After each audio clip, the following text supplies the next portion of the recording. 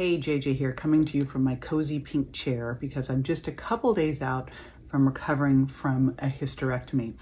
And I wanted to give you a couple tips of how I approach this because, again, whether it's a hysterectomy or some other kind of surgery, when you have surgeries and you are 50 plus, you always run the risk of getting yourself into trouble with losing muscle mass and creating frailty. So I would say, not on my watch. So I'm going to walk through what I did, because I found out this was going to have to happen 2 months ago, right before I was leaving on a big whirlwind trip. And so I did a bunch of things to set myself up for success.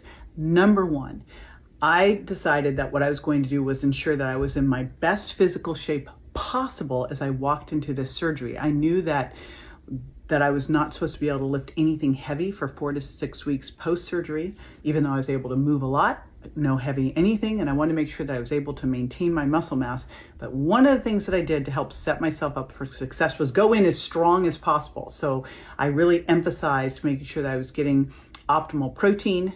I have my protein calculator. We'll put the link in the bio on how you can find out how much is right for you.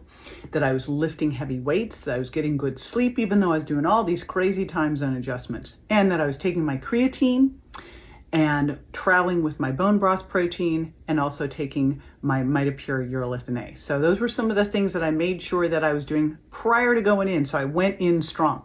Now, the day before, I did essential amino acids. I did electrolytes, and they even had me do electrolytes the morning of, so I used my Electro Replenish. When I came home from surgery, I had an essential amino acids drink, and I had my electrolytes, and I also made a yogurt. And I got to do a shout out to this Siggy's yogurt that's coconut with only 4 grams of sugar and added protein, stirred in my bone broth protein that's got collagen, stirred in my creatine, and stirred in some urolithin A into that. And then I also did another drink of essential amino acids and electrolytes. I've been doing 2 of those drinks a day since, and I've been making sure that I've been doing at least 1 yogurt with all of that stirred in and getting in. Right now I'm 140 pounds, but I've been getting in 160 grams to 180 grams of protein a day because I know that I need more as I'm healing, along with additional essential amino acids. So today is Sunday. I had this done on Wednesday. And I was up and moving around Wednesday. He wanted me walking, so I've been moving a lot all the days. And today I went to the gym, but I didn't lift anything heavy. I just did body weight, big movement exercises and some cardio. Just keep everything moving again. And I do have blood flow restriction bands at home so that I can do very light body weight exercise and still cause some fatigue. But again, I'm doing all of the protein and the creatine and the MitoPure to really help me hold on to that muscle so I don't lose it as I go through this little time period. So I just wanted to give you a shout out, let you know about that in case you've got something like this coming up. That one of the things to really think about is, how do I make sure I'm going into this as strong as possible and that I'm preserving my muscle as much as possible after the fact? Because one of the big things that happens is we have surgery and then we are sedentary, is that we lose muscle and we never get it back. So I want to make sure that doesn't happen on my watch. All right, if you're having surgery, let me know. Love to be able to support you. And again, those are things that have worked well for me. I've had to have multiple joint surgeries from old sports injuries from when I was a silly teenager, trying to do point ballet and gymnastics as a 6-foot-tall gal. Live and learn.